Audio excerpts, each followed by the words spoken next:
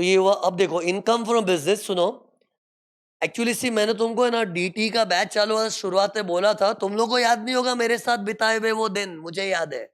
मैंने बोला था डीटी ब्रॉडली दो हिस्से में, प्रोसीजरल चैप्टर्स एंड कंप्यूटेशन। तो प्रोसीजरल जैसे चैप्टर थे ना, सब खत्म कर डाले मैंने, सब उड़ा दिए मैंने।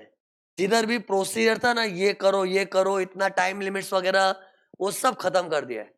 अब एक अलग ही दुनिया, कंप्यूटेशन की दुनिया। और कंप्यूटेशन की दुनिया में क्या क्या होता है, इनकम फ्रॉम बिजनेस है, बाद में मैट करके टॉपिक होगा, कंसेशनल टैक्स रिजीम करके कुछ होता है, 115 करके कुछ सेक्शन है, बाद में कैपिटल गेन्स वगैरह है, कुछ कंप्यूटेशन के टॉपिक्स है। फिर लास्ट में ना कुछ सन्ड्री टॉपिक्स भी है, मतलब टीडीएस, एनआर टैक्सेशन, ऐसा, मतलब उसको सन्ड्री ऐसा बोलूंगा। बट वो सब में घूम फिर के कंप्यूटर, टीडीएस भी घूम फिर के कंप्यूटेशन ही है। मतलब अभी एक ब्रॉडली कंप्यूटेशन की दुनिया बची अपनी। उसमें सबसे मेन हीरो कौन है ना, हीरो ये इनकम फ्रॉम बिजनेस, पीजीबीपी, मतलब profits and gains from business और प्रोफेशन। लेकिन मैं इस चैप्टर को इनकम फ्रॉम बिजनेस करके बुलाता हूँ। एक्ट में इनकम फ्रॉम बिजनेस बोला ही नहीं है, एक्ट में बोला है profits and gains from business और प्रोफेशन। लेकिन पता है ये चैप्टर इतना इंपॉर्टेंट है, हर एग्जाम में फर्स्ट क्वेश्चन जो 14 मार्क का आता है ना, कंपलसरी वाला, कंपलसरी वाला, मैं एमसीक्यू की बात नहीं कर रहा हूँ, डिस्क्रिप्टिव पेपर में, उसमें इनकम फ्रॉम बिजनेस का ही नॉलेज चाहिए। लेकिन खाली अकेला इनकम फ्रॉम बिजनेस हेल्प नहीं करता है। ये देखो, उसके बाद है ना एक मैट करके चैप्टर आता है, टैक्स कैलकुलेशन का चैप्टर आता है, कंसेशनल टैक्स रिजीम करके होता है, 115 B double A B A B, ऐसे मतलब कुछ ग्रुप ऑफ चैप्टर्स हैं। वो तगड़े हो गए ना, मतलब 14 मार्क कंफर्म अपना, कंफर्म। जैसे अभी का भी पेपर देखोगे ना, 14 मार्क्स का, मतलब ये सब जो टॉपिक्स के नाम लिए ना, अच्छे किए होंगे ना, तो बस अपना 14 मार्क्स, चल एक आध मार्क कटेगा, 11 12 तो कहीं का नहीं गया। और पूरा राइट हो गया तो 14 मार्क्स। तो इसके ऊपर तो बैंक करना ही चाहिए, बहुत इंपॉर्टेंट टॉपिक्स है। कौन से, इनकम फ्रॉम बिजनेस, उसके बाद मैट, और उसके बाद एक कंसेशनल टैक्स रिजीम करके, और टैक्स कैलकुलेशंस का नॉलेज भी होना चाहिए इधर। ओके, तो सी हियर, एक बिजनेसमैन की इनकम क्या होती है बताओ? Net profit. ये देखो स्क्रीन पर लिखा ही है, बिजनेसमैन का इनकम क्या होता है, नेट प्रॉफिट। तो अपने को इस चैप्टर में नेट प्रॉफिट कैलकुलेशन सीखना है। लेकिन नेट प्रॉफिट कैलकुलेशन तो अपने को आता है, लेकिन वो अकाउंट्स वाला आता है ना, इधर अपने को अकाउंट्स वाला नहीं ना, एज पर इनकम टैक्स वाला चाहिए ना। इससे देखो मैंने क्या लिखा है, net profit as per income tax. Trading PNL से तो अपने अकाउंटिंग नेट प्रॉफिट निकालते हैं, लेकिन जो भी इधर फील करो कि हाँ बस बस वैसा ही नेट प्रॉफिट निकालना है, लेकिन not as per trading PNL, as per income tax के रूल्स। बट अपना mission in this topic is net profit. Exam में भी जो क्वेश्चन आता है ना, मालूम है क्या होता है, एक अकाउंटिंग नेट प्रॉफिट ही दिया होता है, लेकिन अपने को निकालना होता है टैक्सेशन वाला नेट प्रॉफिट। तो इन शॉर्ट ये अपना मेन गोल है, net profit as per income tax निकालना। ओके, तो सी, अकाउंट्स में नेट प्रॉफिट के लिए हम लोग क्या करते, ट्रेडिंग पीएनएल अकाउंट बनाते। टैक्स में ना, न तो ट्रेडिंग अकाउंट बनेगा, न पीएनएल अकाउंट बनेगा। स्क्रीन पर देखो, ऐसा एक स्टेटमेंट बनेगा। तैयारी करके रखिए, मेहनत करता हूं मैं, तो करता ही हूं मेहनत। ऐसा एक स्टेटमेंट बनाना पड़ेगा, जितना बताओ वही देखने का है, साइड पे नजर मत डालना अभी। नहीं बट नजर गई है, लेकिन ज्यादा देखना मत उसमें। तो ये statement of income from business, ऐसा स्टेटमेंट बनाना पड़ता है। तो सी, मेरा डायलॉग सुना था, अकाउंट्स में तो लोग ट्रेडिंग पीएनएल अकाउंट बना के नेट प्रॉफिट निकालते हैं, लेकिन टैक्सेशन में we don't prepare trading PNL account, we have to prepare a statement, and that statement is called statement of income from business. लेकिन एक बात बताऊं, ये देख, इस स्टेटमेंट के अंदर घुसेगा ना, देखो मैं घुस रहा हूं, देखो घुस रहा हूं, घुसने के बाद लगेगा अरे भाई ये अपना प्रॉफिट एंड लॉस अकाउंट की तरह ही है। ये देखो, ये स्टेटमेंट के अंदर जब घुस जाएगा ना बच्चा, तब उसको लगेगा ये खाली बोलने के लिए स्टेटमेंट है। ये एक तरह से अपना प्रॉफिट एंड लॉस अकाउंट ही बना रहे हैं ना, वर्टिकल फॉर्म। फर्क इतना है, अब अपने ग्रॉस प्रॉफिट वगैरह सब ऊपर लिख देंगे, अरे पीएनएल क्रेडिट साइड में क्या था, जीपी वगैरह वगैरह, और डेबिट साइड में क्या था, एक्सपेंसेस, वो इधर आ गया। फिर GP minus expense net profit ही है। ओनली थिंग इज इधर हम लोग टैक्सेशन के नियमों के हिसाब से करेंगे।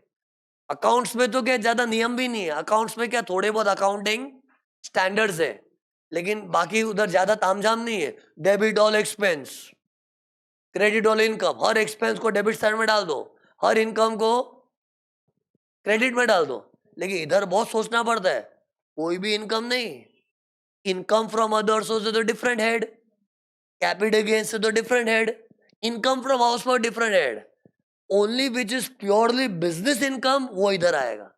ये फर्क आता है ना। इन शॉर्ट मोटा मोटी अपने को प्रॉफिट एंड लॉस अकाउंट ही बनाना है, लेकिन अकाउंट्स में क्या ज्यादा रूल्स नहीं होते, सब इनकम डाल दो क्रेडिट में, सब एक्सपेंस डाल दो, लेकिन इधर बहुत सोच समझ के करना पड़ता है। उसी के लिए तो इतने सारे सेक्शन बने पड़े। अब सुनो, ये चैप्टर में मेरा प्लान बताओ क्या है। ये चैप्टर टोटल स्क्रीन पर देख 4 पार्ट में, इतने पार्ट में, 4 पार्ट में। और मेरा प्लान बताओ कैसा है। पार्ट 1 बच्चों को ये पढ़ाना, ये चैप्टर की शुरुआत ही किससे होती है मालूम है, डिडक्शन से। मतलब ये हो गया अपना पार्ट 1 लिखा है देखो। हाँ, इसके बाद क्या कर रहा हूँ मालूम है, ये देखो 2। पता है मैं सडनली इसके बाद यहां क्यों जा रहा हूं, क्योंकि ये सब एक्सपेंडिचर की थियरी है, देखो स्क्रीन पर। और ये सारे सेक्शंस भी एक्सपेंसेस वाले हैं। और मेरा प्लान क्या मालूम है, पहले बच्चों को है ना एक्सपेंडिचर की पूरी थियरी करा डालूं। लेकिन इतने में पूरा नहीं होता है, इसके बाद ये भी करना पड़ता है। अरे प्लान तुम लोग को पता नहीं मेरा हर चैप्टर में पढ़ाने का स्टाइल क्या है। पहले तुमको समरी बता देता हूं ना। अब ये चैप्टर का समरी तो बता रहा हूं, चैप्टर 4 पार्ट में है, चैप्टर 4 पार्ट में है। पार्ट 1 बोल क्या था, डिडक्शंस, ये पार्ट 1 है। फिर पार्ट 2 ये डब्बे में जो सेक्शन लिखे वो डब्बे वाले सेक्शन, पार्ट 2। ओके, फिर इतने में मालूम क्या होगा, अपना एक्सपेंडिचर पे पूरा रिसर्च हो जाएगा। फिर इसके बाद ये होगा पार्ट 3, ये इनकम की थियरी है, दिख ही रहा है ना स्क्रीन पर, देखो इनकम है।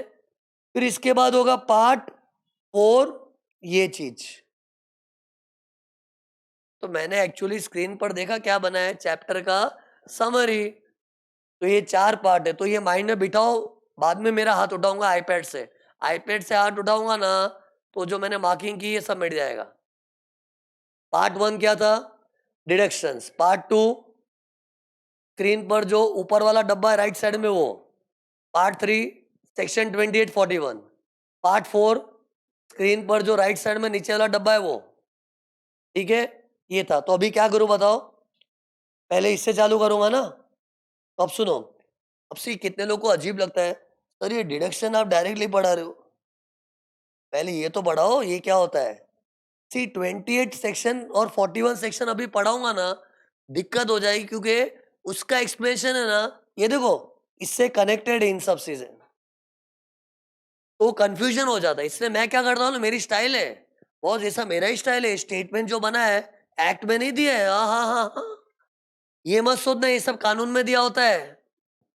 Please don't give credit to the law, law has given unending sections, this is our creativity. तो सी मैं ये बोल रहा था कि अगर तुमको मैं मेरी स्टाइल बता रहा था, मेरी स्टाइल ऐसी है ना कि जब तक 2841 नहीं पढ़ा था ना, बच्चों को क्या बोलता हूँ, ऐसे समझ ऊपर ग्रॉस प्रॉफिट है बस, तू ये मत जानने जा सर 2841 क्या है, नहीं पढ़ाने का जा, बाद में पढ़ाऊंगा सही वक्त पे। लेकिन तब तक माइंड में क्या रखना, ये ग्रॉस प्रॉफिट है। तो अभी हम लोग सीधा इससे चालू कर दो। ओके, तो पहला सेक्शन क्या है, सेक्शन 30। सेक्शन 30 चालू हो रहा है, लेकिन पता है इन सब सेक्शन में मुझे तुमको पढ़ाना क्या है, सेक्शन तो खोल के रख दिए। तो सुनो, इन सब सेक्शन में प्लीज देख, कुछ ना कुछ एक्सपेंडिचर के बारे में बात होगी, एंड फिर बच्चों को पढ़ाएंगे क्या ये एक्सपेंडिचर अलाउड है कि नॉट अलाउड है। अरे अलाउड नॉट अलाउड करके पढ़ना पड़ेगा। अलाउड मतलब ये देख, जल्दी देख, ग्रॉस प्रॉफिट में से तू वो खर्चा माइनस कर सकता है, नॉट अलाउड मतलब ग्रॉस प्रॉफिट में से वो माइनस करना अलाउड नहीं है। सी, जब गवर्नमेंट बोलती है जा तेरे को माइनस करने दिया, मतलब गवर्नमेंट एक तरह से क्या बोले, हमने अलाउ किया, और ना बोलेगी मतलब नॉट अलाउड। अब सी, गवर्नमेंट को इतने अलाउड नॉट अलाउड के नाटक क्यों करने पड़ते हैं? अगर गवर्नमेंट ने इसके बारे में स्ट्रिक्ट रूल्स नहीं बनाए होते ना, तो पब्लिक तो क्या करती है, अपने सब खर्चे minus minus minus minus minus करके क्या करेंगे, नेट प्रॉफिट को एकदम चौटा कर देंगे। इससे पब्लिक को कंट्रोल में रखने के लिए बोला, भाई भाई भाई तू सब माइनस नहीं करेगा, हमने जो बोला अलाउड वही माइनस करेगा, हम नहीं बोलेंगे तो नॉट अलाउड। बस यही ज्ञान तुमको मैं देने वाला हूं, कहां पर, इन सेक्शनों में। ओके, तो सेक्शन 30 चालू हो रहा है। पहले सेक्शन 30 कैसे पढ़ाने वाला हूं, पहले मैं खर्चे का नाम बताऊंगा, फिर पढ़ाऊंगा कि वो खर्चा अलाउड है कि नॉट अलाउड है। ये देख, प्लान लिख दिया मैंने, देख ले, देख क्या लिखा है। Deductions is for expenses, and for each and every expenditure we have to learn whether deduction is allowed or not allowed. अरे सुनो, आगे बढ़ने पहले बता देता हूँ, ये चैप्टर में अगर मास्टरी चाहिए ना, लॉजिक समझना कि अगर कोई चीज अलाउड है तो सोचो सर क्यों अलाउड है, खुद को समझे तो अच्छा है, नहीं समझे तो सर क्यों अलाउड है। खैर, मैं तुमको सोचने का टाइम मैं खुद ही बता दिया करूंगा, मेरा तो नेचर ही हर चीज का रीजन बताते रहो। तो बट रीजन पे गौर तो करो, मैं बताऊंगा उससे क्या है, तुम लोग को भी इच्छा रखनी चाहिए। तो कितने लोग का मेंटालिटी क्या है, यार छोड़ना, रूल है ना, क्या करना है, पेशेंस नहीं होता कितने लोग में, हाँ ऐसा है ना कर लेंगे। मैं बेचारा बोलते रहता हूँ, लेकिन क्या है, वो बोला हुआ काम का होता है। मालूम है, एग्जाम में बहुत बार ऐसी सिचुएशन आती है ना, उधर अपने को कॉमन सेंस चलाना पड़ता है, लेकिन कॉमन सेंस कब चलेगा, जब तूने लॉजिक से हर चीज पढ़ा होगा। तो इसलिए मैं ये सजेस्ट कर रहा हूँ, हर अलाउड नॉट अलाउड का कारण समझो, अलाउड है तो क्यों, नॉट अलाउड है तो क्यों, और मैं बताऊंगा, मैं तो बताऊंगा, तुम लोग ध्यान भी देना उस पर, ऐसे मत समझ सर एक्स्ट्रा बता रहे, वो जरूरी इसलिए बता रहा हूँ। उसी, पहला सेक्शन क्या, सेक्शन 30 है ना, देख जल्दी, ये लाइन चालू किया रहा हूं मैं ये। तो पहला कौन सा, सेक्शन 30 है। तो सेक्शन 30 पता है क्या है, ये देखो लिख के रखा है, सेक्शन 30 इज फॉर रेंट। और क्या लिखा, rent, repairs, taxes and insurance of building. Building मतलब एनी चार दीवार छत। इनकम टैक्स में कभी भी बिल्डिंग बोलते हैं ना, चार दीवार छत। तो सी, अपनी ये जो क्लासरूम है ना, ये छोटा सा कमरा ही है, लेकिन इनकम टैक्स वाले इसको क्या बोलेंगे, ये प्राइम विजन का बिल्डिंग है। ये तो अपने लेमैन तो क्या, बिल्डिंग मतलब 4 माले का, 5 माले का, 10 माले का, बड़ा बिल्डिंग, छोटा बिल्डिंग। बिल्डिंग मतलब हम लोग पूरी बिल्डिंग को एज अ होल लेते हैं, लेकिन मेरे प्राइम विजन के लिए बताओ, ये छोटा सा कमरा ही मेरी क्लास है ना, तो गवर्नमेंट क्या बोलेगी, ये प्राइम विजन की बिल्डिंग है, क्योंकि चार दीवार छत है ना, एंड एनी चार दीवार छत को अपने बिल्डिंग बोलेंगे। उसी, मेरे लिए बताओ, मैं ये जगह पे बिजनेस कर रहा हूँ ना, तो ये मेरा बिल्डिंग हो गया, मेरे क्या क्या खर्चे लगते होंगे बताओ, मेरे बिल लेके देखो, तुमको ये RRTI सब समझ जाएगा। बताओ मेरा क्या क्या खर्चा होता, बताओ। ये जगह का भाड़ा देना पड़ता, देता हूं मैं, मेरी जगह नहीं है भाई, ये मेरी जगह नहीं है, भाड़े की जगह है, मुझे भाड़ा देना पड़ता महीने का। तो रेंट मेरा एक्सपेंडिचर, हाँ बोल, हाँ है। फिर रिपेयरिंग का खर्चा, फील करो तो समझेगा। जैसे देखो, अपनी क्लासरूम में दीवारें, अभी तो दीवारें ठीक लग रही है, लेकिन दीवारों को प्लास्टर निकल गया, ऊपर से सीलिंग से पानी आने लगा, लीकेज होने लगा, तो इसकी मरम्मत करानी पड़ेगी, मरम्मत मतलब रिपेयर्स। फिर ठीक है, टैक्सेस। अब ये क्लासरूम में टैक्सेस क्या है, प्रॉपर्टी टैक्स, म्युनिसिपल टैक्स। पता है, ये जगह पे अगर मैं क्लास चलाता हूँ, तो हम लोग पता है जहाँ क्लास या ऑफिस दुकान चलाते हैं ना, उधर BMC से पानी आता है, फोकट में नहीं आता, म्युनिसिपालिटी देती है, तो म्युनिसिपालिटी को टैक्स भरना पड़ता है, that is called municipal tax. तो सी, आज अगर मैं जगह यूज करता हूँ ना, तो BMC वाले क्या बोलेंगे, भाई ये जगह तू यूज कर रहा है ना, भूल मत, इधर जो नल का कनेक्शन है ना, पानी का कनेक्शन है, BMC से आया है, फ्री में पानी नहीं मिलता है, नल चालू किया पानी आ गया, फोकट में नहीं मिलेगा, ये BMC से मिलता है, तो BMC को टैक्स देना पड़ता है। मतलब इन शॉर्ट, म्युनिसिपालिटी टैक्स क्यों मांग रही, रीजन बता रहा हूँ। Because of water facility. और एक चीज, बीएमसी बोलेगी तेरी क्लासरूम तो यहाँ है, क्लास के बाहर निकल, बाहर रोड है, रोड में कचरा दिख रहा है, नहीं साफ सफाई है, ये म्युनिसिपैलिटी वाले करते हैं। ठीक है, ज्यादा गंदगी साफ तो नहीं करते हम, लेकिन जो भी है, आज साफ सुथरे रोड आपके दिख रहे, क्यों साफ सुथरे रोड क्यों दिख रहे? क्योंकि बीएमसी साफ सफाई करता है, उसका भी टैक्स देना पड़ता है। इन शॉर्ट, प्रॉपर्टी का म्युनिसिपल टैक्स क्यों आता है उसका रीजन बताया। दो मेजर रीजन है, दो मेजर। एक तो अपने को प्रॉपर्टी में पानी वानी मिलता है, बीएमसी से आता है। दूसरा, अपनी प्रॉपर्टी के इर्द गिर्द जो इलाका है उसकी साफ सफाई बीएमसी करती है, तो ये सब चीज का बीएमसी टैक्स मांगती है। लेकिन यूजुअली पता है ओनर भरता है। जैसे मैं तो ये जगह का भाड़ूतरी हूँ, तो मुझे तो म्युनिसिपल टैक्स भरने का टेंशन नहीं है। लेकिन बाय चांस मेरा जगह का मालिक खड़ूस से बोले तू ही भर, तो शायद मेरे को भरना पड़े, तो मेरे लिए खर्चा हो सकता है। लेकिन मेरे केस में मैं नहीं भर रहा हूं, मैं बता देता हूं। तो मेरे खर्चे बताओ, मैं प्राइम विजन, मेरा खर्चा बताओ। रेंट मेरा खर्चा है, रिपेयरिंग, रेंट का तो खर्चा कर, रिपेयरिंग की अभी तक तो नौबत नहीं आई है, देखते टाइम आएगा तो। लेकिन वो खर्चा हो सकता है। म्युनिसिपल टैक्सेस, ये भी खर्चा हो सकता है, लेकिन ये मेरा ओनर ही भर रहा है। लेकिन कल को ओनर मुझे भरने को बोले तो मुझे ही भरना पड़ सकता है। फिर आई फॉर इंश्योरेंस। अब बताओ, ये जगह का मैं इंश्योरेंस क्यों निकालूंगा? आग लग गई तो टेंशन है। चलो, जो कोचिंग क्लास चलाते हैं उन लोग को अपनी क्लासरूम में आग लगेगी उसका टेंशन कम होता है। लेकिन बड़ी बड़ी जो फैक्ट्रियां लेके बैठते हैं ना, उनका काम बहुत सेंसिटिव, कभी भी फायर हो सकता है। तो फायर इंश्योरेंस निकालना पड़ता है, उसका प्रीमियम भरना पड़ता है, वो भी एक खर्चा होता है। एक्चुअली मैं कर क्या रहा हूँ ये देख ही नहीं रहा तू, शिट। मैं तुमको एक्सपेंडिचर का फीलिंग दे रहा हूँ। सी, मेरा इस चैप्टर में ना एक स्टैंडर्ड पढ़ाने का स्टाइल है, पहले खर्चे का फील दे, फिर कन्विंस कर अलाउड नॉट अलाउड। क्योंकि जब तक तुमको खर्चा महसूस नहीं होगा ना, तुमको अलाउड नॉट अलाउड का लॉजिक नहीं समझेगा। खैर, ये बच्चों वाला सेक्शन है, लेकिन आगे बड़े बड़े सेक्शन भी तो आएंगे ना, तरीका तो सेम ही रखना पड़ेगा। तो ये खर्चे फील हुए तुमको? अब बताओ, क्या ये खर्चे अलाउड होने चाहिए कि नहीं?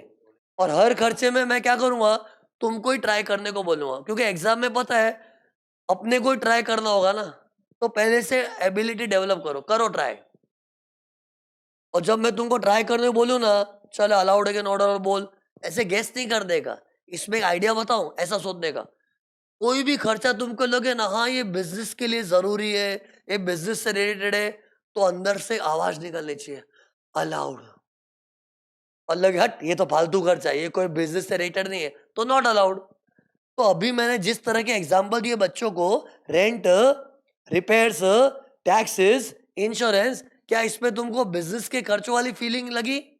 यस, तो अलाउड बोलना चाहिए। लेकिन मैंने तुमको पोर्ट्रे ऐसा किया था। अब देखो, मैं ना घर में रहता हूँ, ऑब्वियसली घर पे रहता हूँ ना, तो लेकिन मैं जिस घर में रहता हूँ जहाँ मेरी वाइफ है, मेरे बच्चे हैं, मेरी मदर है, मेरी फैमिली है, वो जगह का रेंट भरता हूँ मैं, वो घर का रिपेयरिंग करता हूँ, उधर का म्युनिसिपल टैक्स भरता हूँ, उसका इंश्योरेंस भरता हूँ। ये देख, RRTI। लेकिन ये RRTI किसका? मेरे घर का है, जहां मेरी फैमिली रहती है, तो नहीं मिलेगा। देखो अभी कैसे तुम नॉट अलाउड पे आ गए। तो लॉ ने यही बोला है भाइयों तथा बहनों, बिल्डिंग अगर बिजनेस में यूज हो रही है तो RRTI अलाउड, और अगर बिजनेस में नहीं यूज हो रही है, नॉट फॉर बिजनेस, तो नॉट अलाउड। क्योंकि सिर्फ बिल्डिंग यानी कि चार दीवार छत, और चार दीवार छत में क्या भरोसा तू धंधा कर रहा है कि रह रहा, हमें क्या मालूम। तो इन शॉर्ट, सेक्शन 30 में सिर्फ इतना लिखा है, if the building is used for business, these expenses are allowed. इस गवर्नमेंट ने परमिशन दी, जा बिंदास माइनस कर, लेकिन याद रखियो वो बिल्डिंग में तू धंधा कर रहा है तो। लेकिन अगर तू रह रहा है तो नॉट अलाउड। इस वक्त कोई कोई लोग डाउट पूछते हैं मुझे, हाँ, कि सर अगर एक घर है उसमें मैं रहता भी हूँ, उसको मैंने ऑफिस भी बनाया है, हाँ तो पार्टली पार्टली अलाउड। जितने पोर्शन पे तू रहता है उतने खर्चे नॉट अलाउड, जितने पोर्शन पे तूने ऑफिस बना रखी है उतना पोर्शन अलाउड। हो सकता है ना मैं कोचिंग क्लास अपने घर पे भी रह सकता हूँ, एक रूम को क्लास बना दिया, एक रूम में किचन है, तो पार्टली पार्टली में पार्टली अलाउड। खत्म, सेक्शन 30 हो गया। फिर जल्दी देखो आगे क्या है। ये दो उड़ा के जाने वाला, पहले बता, रोना मत। छोटे से सेक्शन 30 क्या 31? 31 देखो क्या है, प्लांट एंड मशिनरी का रिपेयर्स एंड इंश्योरेंस. बघा इकडे, बघितला? प्लांट एंड मशीनरी का रिपेयर्स एंड इंश्योरेंस. तो सी, पहले तो अभी अचानक प्लांट एंड मशीनरी फर्नीचर क्यों है मालूम है? सुनो, एक मस्त थिंकिंग बता रहा हूँ. लुक, गवर्नमेंट ने पता है क्या सोचा है? कोई भी धंधा चालू करता है, पहले उसको क्या चाहिए? एक चार दीवार छत चाहिए. तो जैसे आज मैं कोचिंग क्लास चालू करूं तो मुझे तो एक चार दीवार छत का कमरा चाहिए. फिर क्या चाहिए? बेंचेस चाहिए, अंदर फर्नीचर, एयर कंडीशन चाहिए, मशीन्स, कैमरा चाहिए लेक्चर रिकॉर्ड करने का, मशीनरी है, कंप्यूटर चाहिए, आईपैड चाहिए, ये सब मशीन से मशीनें ही तो है. कंप्यूटर, आईपैड, कैमरा, प्रोजेक्टर, ये सब मशीन है ना मेरी. तो मेरे को बता, ऐसे खाली कमरा बन गया क्लास चालू हो जाएगा? तो गवर्नमेंट भी यही सोची. ये देख, बिल्डिंग तो केवल चार दीवार छत एक कमरा है, लेकिन अंदर कुछ चाहिए तो सही ना सामान. जैसे मुझे कैमरा, प्रोजेक्टर, कंप्यूटर चाहिए, फैक्ट्री वालों को मशीन चाहिए. तभी गवर्नमेंट क्या सोची, बिल्डिंग तो खोखली होती है, अंदर क्या होता है? Plant and machinery, furniture. मेरे लिए बताओ, फर्नीचर में क्या हो गया? बेंचेस. प्लांट एंड मशीनरी में क्या हो गया? कंप्यूटर हो गया, लैपटॉप हो गया, एसी हो गया, आईपैड हो गया, कैमरा हो गया, सब मशीनरी है. तो उसमें खर्चे क्या होंगे मेरे बताओ? चलो, खर्चे क्या होंगे? रिपेयर करना पड़ेगा ना. जैसे मेरा ये जो लेक्चर रिकॉर्डिंग में मेरा कंप्यूटर यूज हो रहा है ना, बीच में खराब हुआ था, रिपेयर करवाया. रिपेयर करवाने भी ठीक नहीं हुआ तो रिप्लेस नया ले लिया मैं तो. लेकिन रिपेयर कराने जरूरत पड़ी थी, है ना. प्रोजेक्टर कभी भगवान ना करे खराब हो तो रिपेयर करना पड़ेगा. कैमरा रिपेयर, रिपेयरिंग का खर्चा होता है ना. फिर इंश्योरेंस किस बात का? अरे इंश्योरेंस निकालना पड़ेगा. चलो, मेरा तो कैमरा, प्रोजेक्टर कोई इतनी महंगी चीजें नहीं है, लेकिन आज मैं कोई फैक्ट्री चलाया होता, 5 करोड़ की मशीन लेके बैठा हूं, फट जावे. किस बात की फट जावे? कि मशीन को आग लग गया तो 5 करोड़ का फटका लगेगा, तो अपने इंश्योरेंस भी निकालते. अरे तो ये दो खर्चे किससे संबंधित है? Plant and machine, furniture. जल्दी बोले, करना क्या है अभी तो? अरे खर्चा है वो तो मैंने बता दिया. अब बताओ, अलाउड है कि नॉट अलाउड? नहीं, ऐसा सोचते, गलत आदत सोचो, गलत आदत लगा रहे हो तुम लोग. सोचते का ये प्लांट एंड मशीनरी अगर बिजनेस में यूज हो रहा है तो अलाउड. मैंने एग्जाम्पल बिजनेस जैसे दिए थे ना.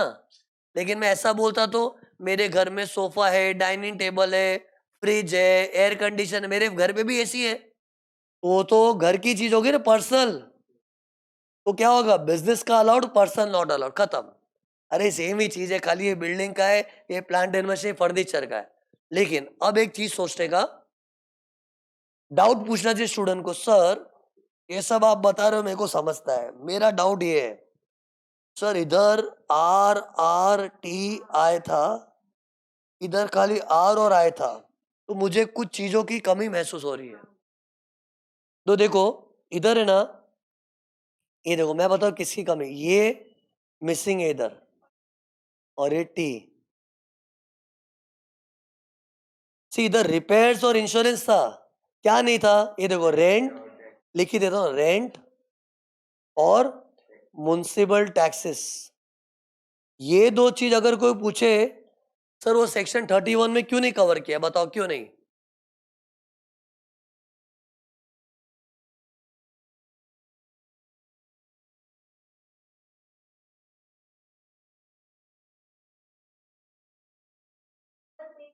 नहीं, 90% राइट बोला है, लेकिन एक चीज रॉन्ग थी. देखो, सी इधर टैक्सेस कौन सा है? म्युनिसिपल टैक्स है. Municipal tax is associated with houses, चार दीवार छत. ये तो वैसे भी प्लांट एंड मशीन फर्नीचर है. प्लांट एंड मशीन फर्नीचर का नाम का म्युनिसिपालिटी कुछ मांगती ही नहीं है. आज म्युनिसिपालिटी मेरे को ये बोलेगी, तू कैमरा यूज कर रहा है, कंप्यूटर यूज कर रहा है, म्युनिसिपल क्यों? जगह में चलो पानी भी आता है, जगह के आजू बाजू की साफ सफाई भी होती है. तो म्युनिसिपल टैक्स तो वैसे भी प्लांट एंड मशीनरी फर्नीचर से कनेक्टेड है नहीं, तो ये तो इधर आ भी नहीं सकता. तो इसका मैं रीजन बता दिया. हाँ, रेंट हो सकता है. अरे जैसे मैं कैमरा, प्रोजेक्टर, कंप्यूटर वगैरह सब रेंट पे ले सकता हूँ, जैसे मेरा आईपैड रेंट पे हो सकता है. अरे मतलब plant and machinery furniture rent तो हो ही सकता है ना. लेकिन फिर भी गवर्नमेंट ने रेंट का इधर जिक्र नहीं किया. क्यों मालूम है? क्योंकि अक्सर प्लांट एंड मशीनरी और फर्नीचर लोग ओनरशिप पे रखते हैं। अक्सर लोग plant and machinery furniture ownership पे रखते हैं। अरे मेरे एग्जांपल ले लो, मेरे क्लासरूम में तुम लोग बैठे हो ना, खाली जो 4 दीवार छत है ना वो भाड़े की है। प्रोजेक्टर मेरा है, कैमरा मेरा है, कंप्यूटर मेरा है, आईपैड मेरा है, सब मेरा है। बेंच तक मेरी है।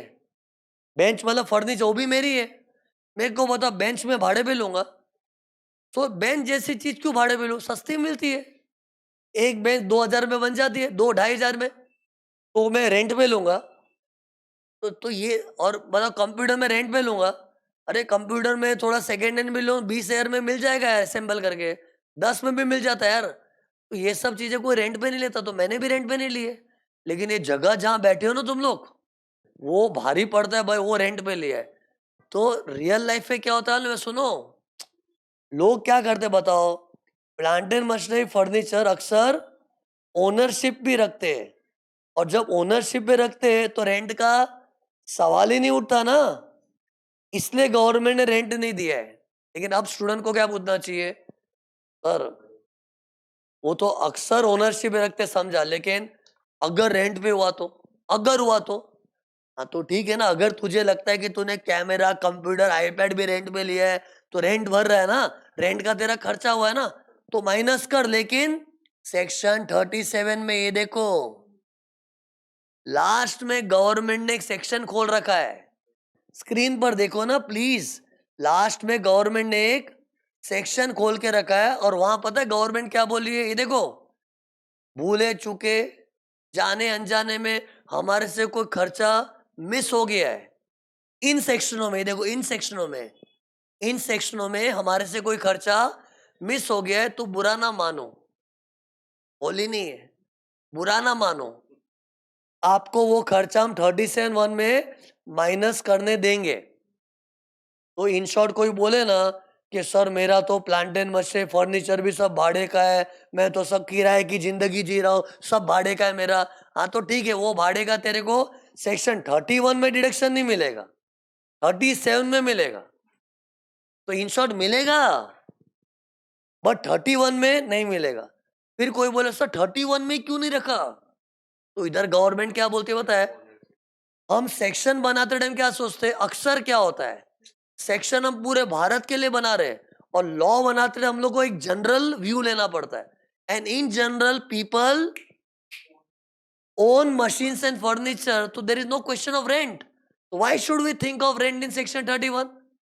बाकी ठीक है, वी अंडरस्टैंड, कोई आके बोल सकता हम तो रेंट पे लेते, हम तो रेंट भरते, तो माइनस करना भाई, रोता क्यों है? तेरे को माइनस करने देंगे, लेकिन लास्ट में सेक्शन 37(1) में। इन शॉर्ट सी, बातों बातों में एक नॉलेज मिल गया। कोई भी खर्चा तुमको मेरे डिस्कशन में लगे ना, सर ने ये खर्चे का बात क्यों नहीं किया, ये खर्चे का बात नहीं किया, तो मन में क्या सोचो, ठीक है ना, सर नहीं बोल रहे क्योंकि सेक्शन नहीं बोला होगा, बट कुछ नहीं करके 37(1) में माइनस कर सकते हैं। तो इन शॉर्ट इधर गवर्नमेंट को रेंट लिखना जरूरी नहीं लगा, क्योंकि अक्सर रेंट की नौबत नहीं आती। मेरे ऐसे छोटे आदमी का एग्जांपल ले लो यार। अरे कोई बड़ी बड़ी फैक्ट्री भी चलाता ना, तो 1-1 करोड़ की मशीन भी लोग ओनरशिप पे ले लेते हैं। मशीन जैसी चीज क्या भाड़े पे लेवे यार? भाड़े पे लेंगे, कल को भाड़ा नहीं भरा तो कोई मशीन ही उठा के लेके जाएगा? जगह तो कोई उठा के नहीं आएगा। सोच, मैं गलत आदमी हूँ, भाड़ा ही नहीं देता हूँ, तो जगह तो कोई उठा के नहीं जा सकता ना। लेकिन मशीन मशीन तो क्या है, लेके ही चला जाएगा वो। इसलिए इन शॉर्ट, सिंस ये ओनरशिप पे लोगों की होती तो रेंट का सवाल ही नहीं है। कंक्लूजन क्या है, बिगड़ दे के बोल, हिम्मत है तो। ये प्रॉब्लम क्या थी, बच्चे हाँ में हाँ मिला के चले आते हैं, रट्टा मारा है नहीं। बोल तो, सेक्शन 30 क्या था? रेंट। ये देखो रेट्स, रेट्स निकला ना। इतने सालों से पढ़ा रहा हूं ना, हर बैच में रेंट के बाद रेट्स निकलता है। रेंट के बाद क्या था? रिपेयर्स था, taxes. By the way rates मतलब टैक्सेस ही होता है। Rates is another word of taxes. Insurance of building. फिर सेक्शन 31 क्या था? Repairs and insurance of plant and machinery and furniture. और इनका रूल सेम है कि अगर बिजनेस में यूज हो रहा है तो अलाउड, वरना नॉट अलाउड। एक बात बताओ, इस चैप्टर के 2 ही इकलौते छोटे सेक्शन से वो खत्म हो चुके हैं, अब सब सेक्शन रावण है। To be continued next lecture, to be continued next lecture. Revise and come, revise and come, please revise and come, please come on time, please come, please don't ignore me, underline please.